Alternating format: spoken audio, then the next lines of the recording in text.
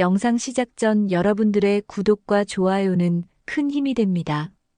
35살 이준호는 아침 7시 정각에 일어나 아내를 위한 아침 준비를 시작했습니다. 임신 7개월째인 서지연을 위해. 엽산이 풍부한 시금치와 단백질 보충을 위한 달걀로 볶음밥을 만들었죠.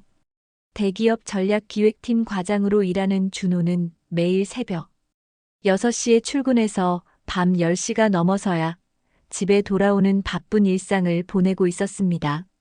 하지만 아내가 임신한 이후로는 가능한 한 일찍 집에 와서 지연의 발 마사지를 해주고 태교 음악을 틀어주는 것이 일과가 되었습니다. 결혼 3년차 준호와 지연은 아이를 가지기 위해 오랫동안 노력했습니다. 준호는 금연을 했고 지연은 규칙적인 운동과 건강한 식단을 유지했죠.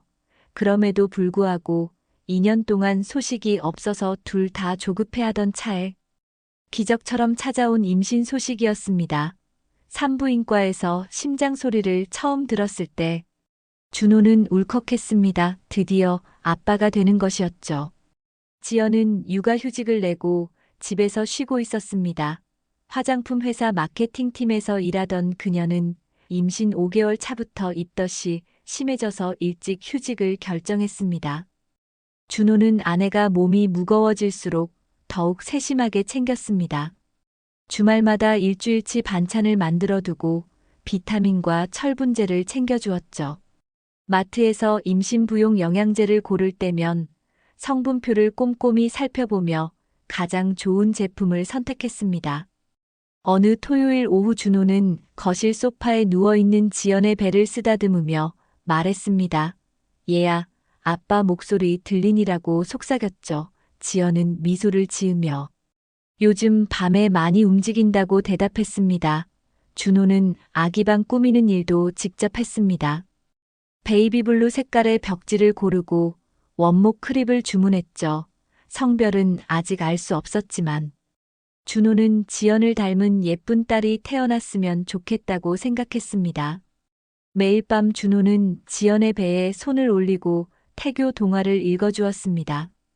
콩쥐 팥쥐나 흥부놀부 같은 전래 동화를 읽으면서 아이가 착하게 자라기를 바랐죠. 지연은 가끔 피곤하다며 먼저 잠들기도 했지만 준호는 끝까지 이야기를 마저 읽어주었습니다. 클래식 음악도 빠뜨리지 않고 틀어주었는데 특히 모차르트의 작은 별 변주곡을 좋아했습니다. 회사 동료들은 준호를 신혼 때보다 더 행복해 보인다고 말했습니다. 실제로 준호는 매일이 설레고 기대됐습니다. 아이가 태어나면 어떤 모습일지 상상하며 지하철에서 웃음이 나오기도 했죠. 벌써부터 축구를 가르쳐 줄지, 피아노를 배우게 할지 고민하기도 했습니다. 준호는 자신의 어린 시절을 떠올리며 아이에게는 더 나은 환경을 만들어주고 싶었습니다. 준호의 부모님도 첫 손주를 기다리며 설레하고 계셨습니다. 어머니는 손뜨개로 아기 옷을 만들어주시겠다며 털실을 사러 다니셨고 아버지는 손자를 위한 교육 자금을 따로 모으고 계셨습니다. 지연의 부모님 역시 딸이 임신했다는 소식에 기뻐하시며 몸조리에 필요한 것들을 준비해 주셨습니다. 임신 7개월이 되어가는 지금 준호는 출산 준비에 여념이 없었습니다. 산후조리원도 미리 예약해 두었고 신생 아용품도 하나씩 구매해 나갔습니다. 기저귀부터 젖병 소독기까지 필요한 모든 것들을 리스트로 만들어 체크하며 준비했죠. 준호는 완벽한 아빠가 되고 싶었습니다. 토요일 아침 준호는 평소보다 일찍 잠에서 깼습니다. 지연이 아직 자고 있는 것을 확인하고 조용히 침실을 나섰죠. 오늘은 특별한 계획이 있었습니다. 곧 아기가 태어날 텐데 지연이 타고 다니는 차량을 깨끗하게 청소해주고 싶었거든요. 신생아를 태우려면 차 안이 완전히 깨끗해야 한다고 생각했습니다. 지연의 흰색 소형차 열쇠를 가지고 지하 주차장으로 내려갔습니다. 평소 지연은 차 관리에 별로 신경 쓰지 않는 편이었는데 준호가 보기에는 아기를 위해서라도 정리가 필요했습니다. 트렁크를 열어보니 온갖 잡동사니들이 들어있었죠. 화장품 샘플들과 쇼핑백, 그리고 몇 달 전에 산 아기용품들이 뒤섞여 있었습니다. 차량 내부 청소를 시작하면서 준호는 꼼꼼하게 구석구석을 살펴봤습니다. 운전석과 조수석 사이 틈새에는 동전들과 사탕 포장지가 끼어 있었고, 뒷좌석에는 지연이 입던 카디건이 구겨진 채로 놓여 있었습니다. 차량용 진공 청소기로 먼지를 빨아들이고 물걸레로 대시보드를 닦아냈습니다. 바닥 매트를 드러내려고 하는 순간이었습니다. 조수석 매트 밑에서 사진 한 장이 바닥에 떨어졌죠. 준호는 무심코 그 사진을 집어들었습니다. 그런데 사진을 본 순간 온몸이 얼어붙었습니다. 사진 속에는 만삭의 지연이 낯선 남자와 함께 서 있었는데, 그 남자는 지연의 불러온 배 위에 두 손을 포개어 올리고 있었습니다. 더 충격적인 것은 두 사람의 표정이었습니다. 지연은 준호가 한 번도 본 적 없는 환한 미소를 짓고 있었고, 그 남자 역시 마치 자신의 아이를 기다리는 예비 아빠처럼 행복해 보였습니다. 사진 배경을 보니 전문 사진관에서 찍은 것 같았는데, 조명과 구도가 완벽한 가족 사진이었습니다. 준호는 사진을 든 손이 떨리기 시작했습니다. 얼마 전 지연에게 만삭 사진을 찍자고 제안했을 때 배가 나와서 보기 싫다며 거절했던 것이 생각났습니다. 그런데 낯선 남자와는 이렇게 예쁜 사진을 찍었다는 것이 믿어지지 않았죠. 준호는 사진을 자세히 들여다봤습니다. 지연이 입고 있는 옷은 며칠 전에 새로 산 인부복이었습니다. 사진 뒷면을 확인해 보니 촬영 날짜가 적혀 있었습니다. 바로 지난주 수요일이었죠. 그날 지연은 친정 어머니와 산후조리원 상담을 받으러 간다고 했었는데, 실제로는 이 남자와 함께 사진을 찍고 있었던 것입니다. 준호는 머리가 하얗게 되는 느낌이었습니다. 차량 청소는 뒷전이 되었습니다. 준호는 사진을 들고 한참 동안 서 있었죠.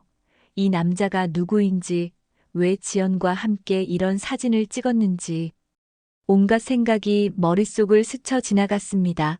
혹시 지연의 회사 동료일까? 아니면 친구의 남편일까? 하지만 아무리 생각해도 그럴 리가 없었습니다. 준호는 휴대폰을 꺼내 사진을 찍어 두었습니다. 그리고 다시 차량 곳곳을 뒤져봤죠. 혹시 다른 단서가 있을지 모른다는 생각이 들었거든요. 글로브 박스를 열어보니 평소 없던 영수증 몇 장이 들어 있었습니다. 사진관 영수증과 함께 근처 카페 영수증도 있었는데, 2인분 주문 내역이 적혀 있었습니다. 준호는 점점 혼란스러워졌습니다. 결혼 3년 동안 지연을 믿고 살아왔는데, 이런 일이 벌어질 줄은 꿈에도 몰랐습니다.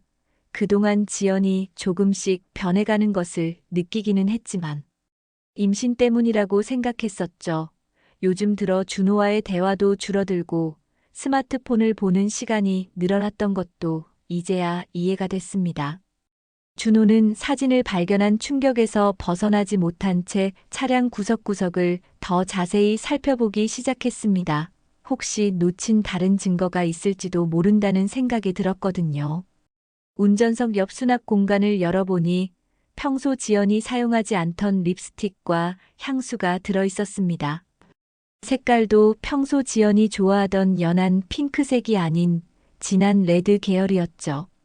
차량용 내비게이션을 켜고 최근 목적지 기록을 확인해 봤습니다.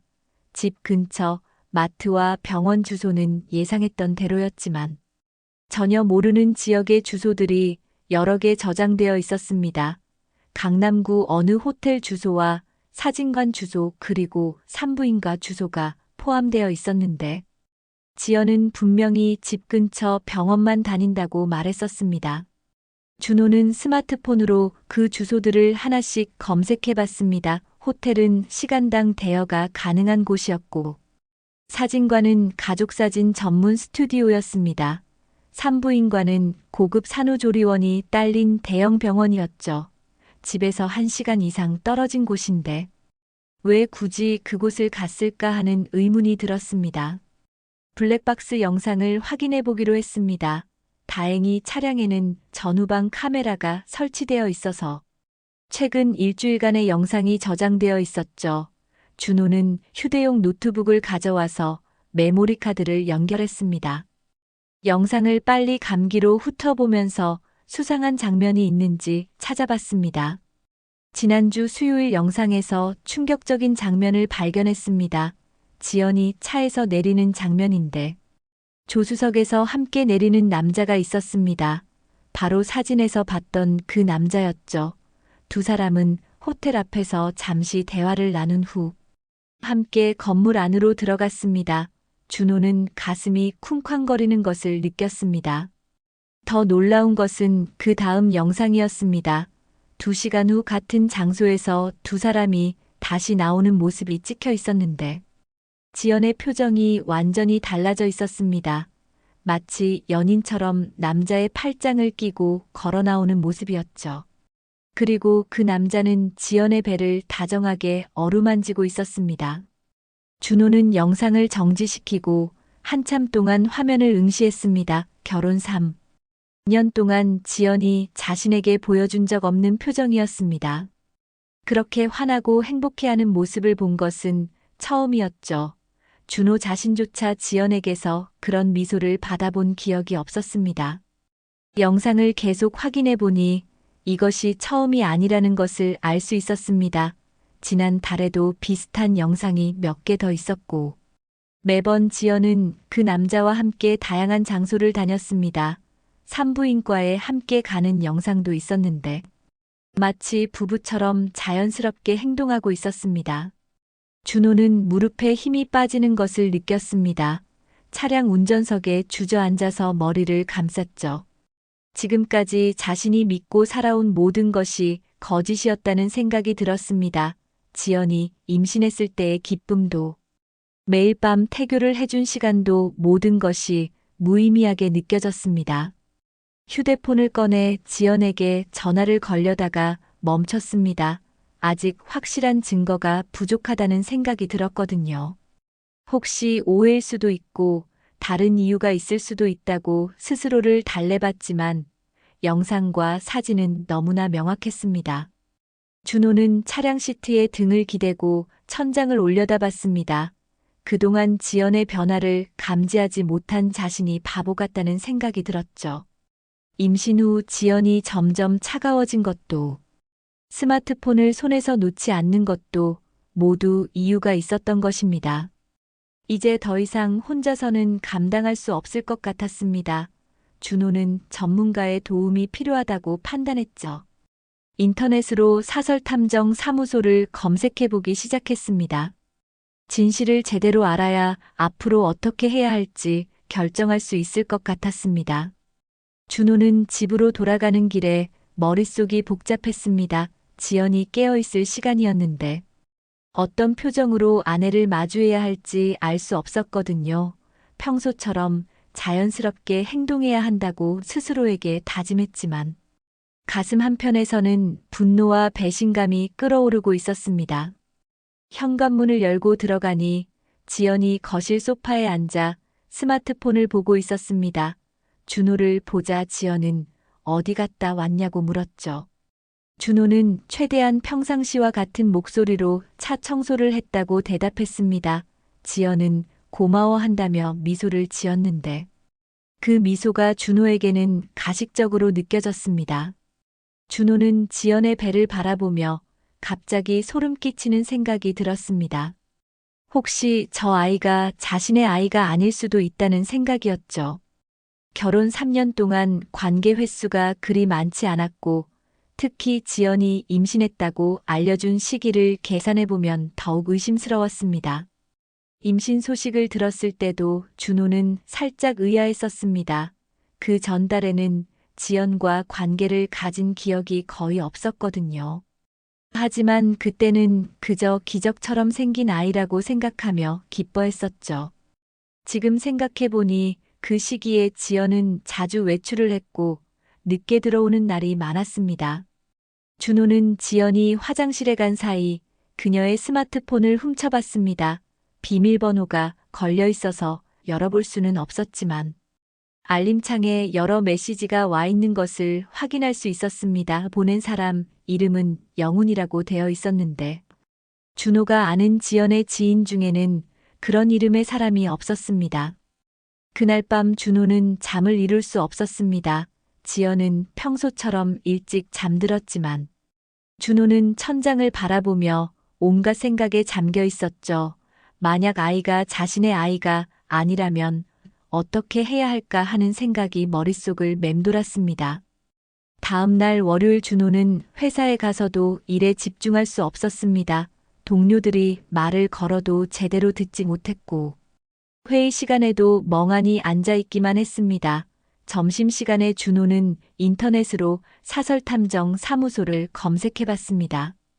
몇 군데 전화를 걸어보니 한 곳에서 상담을 받을 수 있다고 했습니다. 강남에 있는 탐정 사무소였는데 불륜 조사를 전문으로 한다고 했죠. 준호는 퇴근 후 그곳을 방문하기로 했습니다. 더 이상 혼자서는 진실을 밝혀낼 수 없을 것 같았거든요. 오후 6시 퇴근과 동시에 준호는 탐정 사무소로 향했습니다. 사무소는 생각보다 깔끔하고 전문적인 분위기였습니다. 대표라고 소개한 40대 남자는 준호의 상황을 들은 후 이런 경우가 요즘 많이 늘고 있다고 말했습니다. 탐정은 준호에게 구체적인 의뢰 내용을 물었습니다.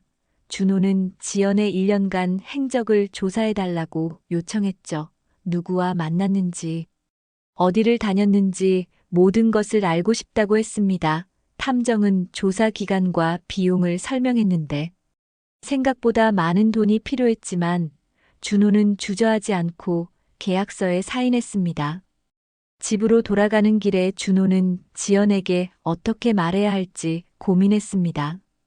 평소처럼 행동하면서 조사 결과를 기다려야 했거든요. 현관문을 열고 들어가니 지연이 저녁을 준비하고 있었습니다. 임신부에게 좋다는 미역국을 끓이고 있었죠. 지연은 준호를 보자 오늘 회사 일이 힘들었냐고 물었습니다. 평소 같으면 따뜻하게 느껴졌을 관심이 이제는 위선적으로 들렸습니다.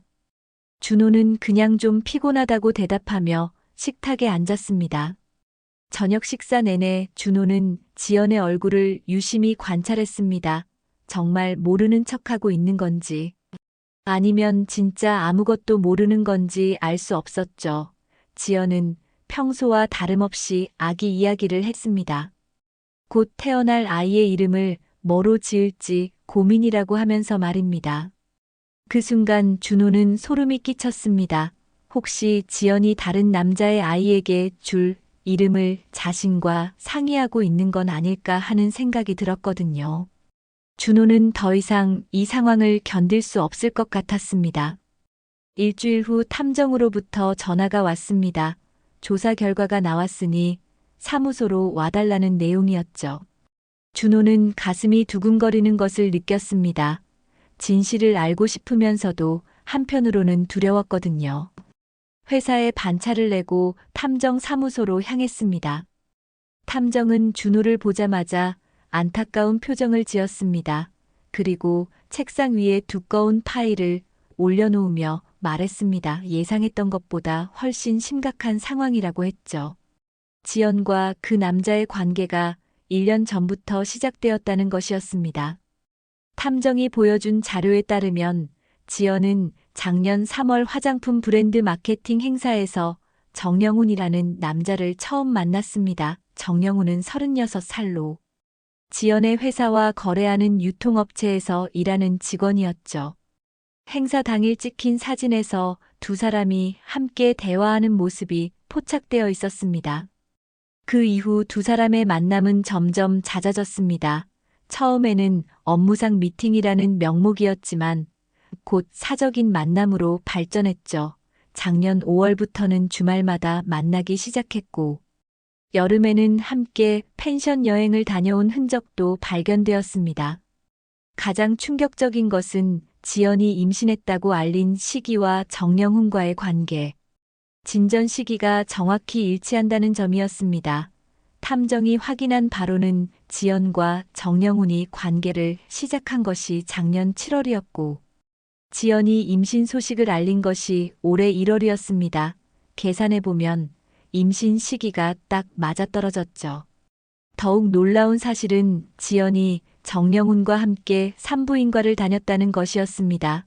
임신 확인부터 정기검진까지 모든 과정을 함께 했죠. 준호가 알고 있던 집 근처 병원은 단순히 임신 확인만 받았던 곳이었고, 실제 산정 관리는 정영훈과 함께 다른 병원에서 받고 있었습니다. 탐정이 보여준 사진들을 보면서 준호는 현실감을 잃었습니다.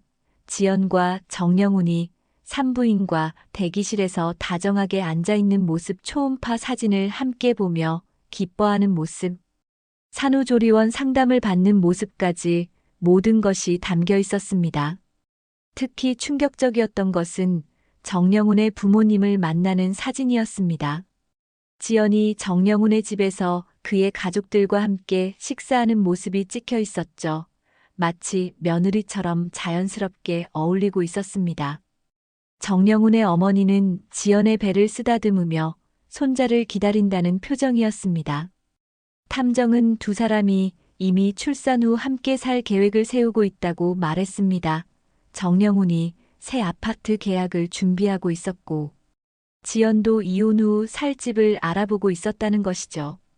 심지어 아이 출생 신고도 정영훈 이름으로 할 계획이었다고 했습니다. 준호는 파일을 넘기면서 점점 더 큰 충격에 빠졌습니다. 지연이 정영훈과 함께 아기용품을 사러 다니는 사진, 함께 이름을 짓기 위해 장명소를 방문하는 사진.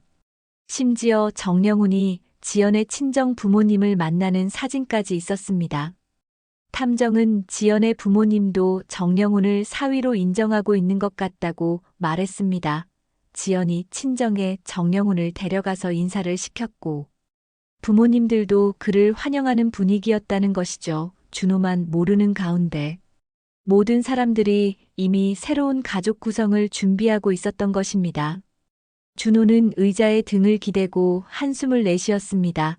지난 1년 동안 자신이 얼마나 바보같이 살았는지 깨달았거든요. 지연이 늦게 들어오는 날이 많아진 것도, 스마트폰을 자주 보는 것도, 모든 것에는 이유가 있었습니다. 탐정은 이제 어떻게 할 것인지 물었습니다. 법적 대응을 원한다면 도와줄 수 있다고 했죠. 준호는 잠시 생각에 잠겼습니다. 분노와 배신감이 치밀어 올랐지만 동시에 허탈함도 느껴졌습니다. 결혼 3년 동안 쌓아온 모든 것이 거짓이었다는 사실을 받아들이기 어려웠거든요. 준호는 탐정에게 모든 자료를 정리해달라고 요청했습니다. 법정에서 사용할 수 있도록 완벽한 증거자료를 만들어달라고 했죠. 이제 더 이상 참고 넘어갈 수는 없었습니다. 지연과 정영훈 모두 자신들의 행동에 대한 대가를 치러야 했습니다. 집에 돌아온 준호는 평소와 다름없이 현관문을 열었습니다. 지연이 거실 소파에서 텔레비전을 보고 있었는데, 임신부용 쿠션을 등에 받치고 편안해 보였죠. 준호를 보자 지연은 미소를 지으며 오늘 하루 어땠냐고 물었습니다. 그 순간 준호는 가슴속에서 분노가 치밀어 오르는 것을 느꼈습니다. 준호는 아무 말 없이 서류 가방에서 탐정이 준 파일을 꺼냈습니다. 그리고 조용히 지연 앞 탁자에 놓았죠. 지연은 무엇인지 모르겠다는 표정으로 파일을 바라봤습니다. 준호는 여전히 말없이 그 안에서 만삭 사진을 꺼내 지연 앞에 놓았습니다. 사진을 본 순간 지연의 얼굴이 하얗게 변했습니다. 손이 떨리기 시작했고 입술이 바르르 떨렸죠. 준호는 차분한 목소리로 말했습니다. 이건 뭐야라고 물었습니다. 지연은 아무 대답도 하지 못하고 사진만 바라보고 있었습니다. 준호는 계속해서 다른 증거들을 하나씩 꺼냈습니다. 호텔에서 나오는 블랙박스 영상을, 캡처한 사진들, 산부인과에서 정영훈과 함께 있는 모습, 심지어 정영훈 부모님과 함께 찍은 가족사진까지 모든 것을 지연 앞에 펼쳐놓았습니다. 지연은 점점 더 창백해졌습니다. 숨소리가 거칠어지더니 결국 눈물이 흘러내리기 시작했죠. 준호는 여전히 감정을 드러내지 않은 채 조용히 말했습니다. 설명해 보라고 했습니다. 하지만 지연은 고개만 떨구고 있을 뿐 아무 말도 하지 않았습니다. 한참의 침묵이 흘렀습니다. 준호는 의자에 앉아서 지연을 바라봤고, 지연은 소파에서 계속 울고만 있었죠. 방 안에는 시계 초침 소리만 똑딱거리고 있었습니다. 준호는 기다렸습니다. 지연이 먼저 입을 열기를 말입니다. 드디어 지연이 떨리는 목소리로 말하기 시작했습니다. 미안하다고 했습니다. 정말 미안하다고 반복했죠. 하지만 준호가 원하는 것은 사과가 아니었습니다. 왜 이런 일을 했는지, 언제부터 시작된 일인지, 그리고 뱃속의 아이가 누구 아이인지 알고 싶었습니다. 지연은 한참을 더 울다가 결국 모든 것을 털어놓기 시작했습니다. 정영훈과는 작년부터 만나기 시작했다고 했습니다. 처음에는 정말 업무상 만남이었는데 점점 감정이 생겼다고 했죠. 준호와는 달리 정영훈은 자신을 특별하게 대해줬다고 말했습니다. 지연은 눈물을 닦으며 계속 말했습니다. 준호와 함께 있을 때는 아무리 노력해도 설레지 않았다고 했습니다. 사랑하려고 애썼지만 마음이 따라주지 않았다고 했죠. 하지만 정영훈과 함께 있을 때는 정말 행복했다고 고백했습니다. 준호는 지연의 말을 들으면서도 표정 하나 변하지 않았습니다. 오히려 점점 더 차가워졌죠. 그리고 가장 중요한 질문을 했습니다. 뱃속 아이가 누구 아이냐고 물었습니다. 지연은 잠시 망설이다가 정영훈의 아이라고 대답했습니다. 그 순간 준호는 모든 것이 끝났다는 것을 느꼈습니다. 지난 몇 달 동안 태교를 해주고 아기 용품을 사고 아빠가 될 준비를 했던 모든 시간이 무의미해졌죠. 준호는 깊게 숨을 들이쉬고 내쉬었습니다. 지연은 계속해서 말했습니다. 정영훈과 함께 새로운 삶을 시작하고 싶다고 했습니다. 이미 모든 계획을 세워놓았고 아이가 태어나면 정영훈과 함께 기를 거라고 했죠. 준호에게는 정말 미안하지만 더 이상 거짓으로 살 수 없다고 말했습니다. 준호는 지연의 말이 끝나기를 기다렸습니다. 그리고 나서 조용히 일어섰죠. 좋아라고 말했습니다. 내 선택 존중할게라고 덧붙였습니다. 하지만 그 대가는 받아야겠다고 말했습니다. 지연은 무슨 말인지 모르겠다는 표정이었습니다. 준호는 내일부터 변호사와 상담을 받을 거라고 말했습니다. 이혼 소송과 함께 상간자 소송도 진행할 거라고 했죠. 1년 동안 속여온 것에 대한 대가를 제대로 치르게 해주겠다고 말했습니다. 지연은 그제야 상황의 심각성을 깨닫고 더욱 크게 울기 시작했습니다.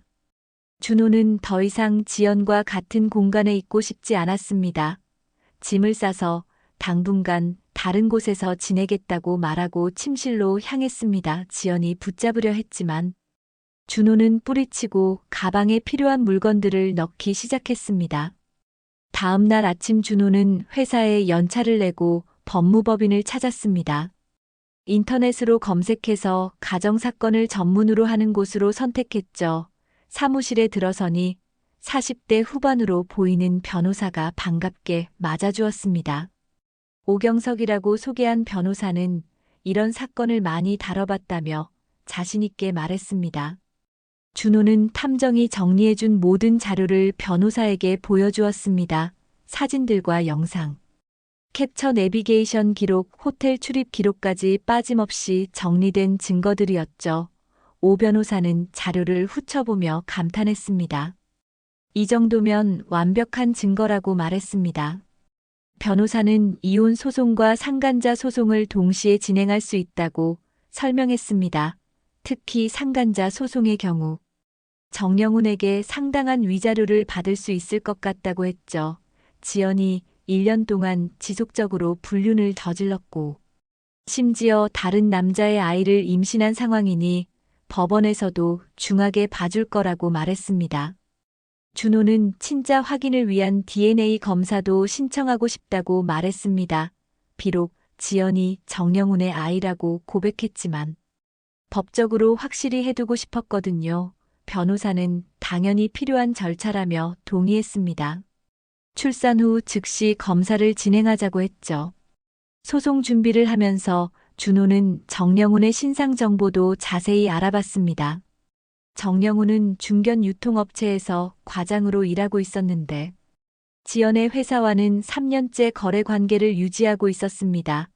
준호는 이 사실을 정영훈의 회사에 알릴 계획이었습니다. 며칠 후 준호는 정영훈이 다니는 회사에 익명으로 제보를 했습니다. 거래처 직원과 불륜을 저지른 사실과 함께 증거 자료들을 첨부해서 보냈죠. 회사 입장에서는 거래처와의 관계에 악영향을 줄 수 있는 심각한 문제였습니다. 정영훈의 회사에서는 즉시 내부 조사에 들어갔습니다. 지연의 회사에도 연락을 해서 사실 확인을 요청했죠. 양쪽 회사 모두 직원들의 사적인 관계가 업무에 지장을 주는 것을 원하지 않았습니다. 특히 기혼자인 여직원과의 불륜이라는 점에서 더욱 문제가 되었습니다. 일주일도 안 되어 파장이 시작됐습니다. 정영훈의 회사에서는 그를 지방지사로 좌천시키기로 결정했습니다. 거래처와의 관계를 고려해서 해고까지는 하지 않았지만 승진 가능성은 완전히 차단된 셈이었죠. 정영훈은 갑작스러운 발령에 당황했지만 어쩔 수 없이 받아들여야 했습니다. 지연의 회사에서도 상황은 마찬가지였습니다. 육아휴직 중이었지만 회사 내부에서는 이미 소문이 퍼져 있었죠. 동료들 사이에서는 지연이 복직하기 어려울 거라는 이야기가 나돌았습니다. 회사 이미지에 좋지 않은 영향을 준다는 이유였습니다. 더 큰 문제는 두 회사 간의 거래 관계였습니다. 정영훈의 회사에서는 지연의 회사와의 계약 해지를 검토하기 시작했습니다. 신뢰 관계가 깨진 상황에서 계속 거래를 유지하기 어렵다는 판단이었죠. 3년간 유지해온 수억 원 규모의 계약이 한순간에 무너질 위기에 처했습니다. 지연은 회사로부터 연락을 받고 상황의 심각성을 깨달았습니다. 복직은 거의 불가능해 보였고 업계 내에서도 소문이 퍼져서 다른 회사로 이직하기도 어려운 상황이었죠. 임신 중인 몸으로 갑자기 경제적 기반을 잃게 된 것입니다. 정영훈 역시 마찬가지였습니다. 지방으로 발령을 받으면서 연봉도 크게 줄어들었고 승진 기회도 사라졌죠. 지연과 함께 새로운 삶을 계획했지만 현실은 녹록하지 않았습니다. 아이를 키우기에는 턱없이 부족한 수입이었습니다. 준호는 이런 소식들을 들으면서 복잡한 심정이었습니다. 한편으로는 통쾌했지만 다른 한편으로는 허전했죠. 1년 동안 자신을 속인 대가를 치르고 있는 것은 분명했지만 그렇다고 해서 자신의 상처가 아무는 것은 아니었습니다. 변호사로부터 소송 진행 상황에 대한 연락을 받았습니다. 지연 측에서 합의를 요청해왔다는 내용이었죠. 하지만 준호는 거절했습니다. 끝까지 법정에서 판결을 받고 싶다고 말했습니다. 지연과 정영훈이 저지른 일에 대해 법적으로 명확한 책임을 지게 하고 싶었거든요. 주변 사람들의 시선도 달라졌습니다. 아파트 주민들 사이에서도 소문이 퍼져서 준호를 보는 눈빛이 안쓰러워졌죠. 하지만 준호는 당당했습니다. 잘못한 것은 자신이 아니라 지연과 정영훈이었으니까요. 오히려 동정보다는 응원의 말을 해주는 사람들이 많았습니다. 지연이 출산한 지 3일 후 준호는 병원에서 DNA 검사를 위한 샘플을 채취했습니다. 변호사와 함께 병원을 찾아갔는데 지연은 준호를 보자 고개를 돌렸습니다. 정영훈이 옆에서 지연을 돌보고 있었는데 준호와 눈이 마주치자 어색해했죠. 하지만 준호는 개의치 않았습니다. 이제 법적인 절차만 남았을 뿐이었으니까요. 검사 결과는 일주일 후에 나왔습니다.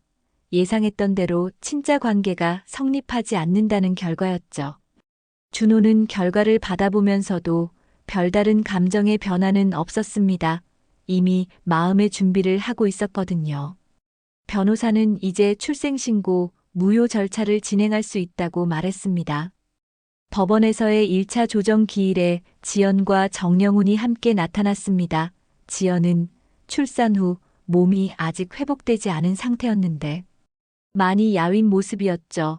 정영훈도 지방 발령 후 스트레스를 많이 받은 듯 어두운 표정이었습니다. 둘 다 준호를 제대로 쳐다보지 못했습니다. 조정 과정에서 지연은 다시 한번 용서를 빌었습니다. 정말 미안하다며 눈물을 흘렸죠. 하지만 준호는 더 이상 감정에 휘둘리지 않았습니다.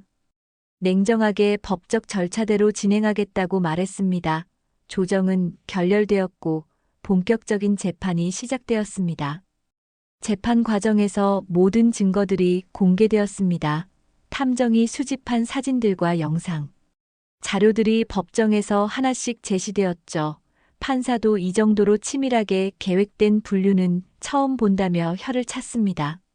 지연과 정영훈의 변호사들은 별다른 반박을 하지 못했습니다. 최종 판결에서 준호는 원하는 결과를 얻었습니다. 이혼이 인정되었고 지연에게는 위자료 5천만 원을, 정영훈에게는 상간 위자료 3천만 원을 지급하라는 판결이 나왔습니다. 또한 아이에 대한 출생신고, 무효도 인정되어 준호는 법적으로 완전히 자유로운 몸이 되었습니다. 판결 후 법원을 나오면서 준호는 묘한 감정을 느꼈습니다. 승리한 기분이라기보다는 오히려 허탈함이 더 컸죠. 3년간의 결혼 생활이 이렇게 끝나는 것이 현실적으로 받아들여지지 않았습니다. 하지만 동시에 새로운 시작이라는 생각도 들었습니다. 집으로 돌아온 준호는 지연이 사용하던 물건들을 모두 정리했습니다. 아기 방으로 꾸며놓았던 방도 원래대로 되돌렸죠. 원목 크립과 아기 용품들은 모두 자선단체에 기부했습니다. 더 이상 그런 것들을 보고 있을 필요가 없었거든요. 며칠 후 준호는 차량 정비를 받으러 갔습니다. 그날 처음 사진을 발견했던 지연의 차량이었죠. 정비사가 차량 내부를 청소하면서 말했습니다. 정말 깨끗하게 관리하셨다고 했습니다. 준호는 웃으며 대답했습니다. 진실을 찾기 위해 구석구석 닦아냈다고 말이죠. 새로운 일상이 시작되었습니다. 준호는 회사 일에 더욱 집중할 수 있게 되었고, 동료들도 예전보다 밝아진 모습이라고 말했습니다. 주말에는 혼자만의 시간을 즐겼죠. 독서를 하거나 등산을 하면서 마음의 평화를 찾아갔습니다. 가끔 지연과 정영훈의 소식이 들려왔습니다. 두 사람은 지방으로 내려가서 함께 살고 있다고 했습니다. 하지만 경제적으로는 많이 어려운 상황이라고 했죠. 정영훈의 월급만으로는 아이를 키우기가 쉽지 않다는 이야기였습니다. 준호는 그런 소식을 들어도 별다른 감정이 들지 않았습니다. 그들이 선택한 길이니 그 결과도 감당해야 한다고 생각했죠. 자신은 더 이상 그들의 삶과는 상관없는 사람이었습니다. 어느 토요일 오후 준호는 혼자 카페에 앉아 커피를 마시고 있었습니다. 창밖으로 행복해 보이는 가족들이 지나가는 모습을 보면서 생각에 잠겼죠.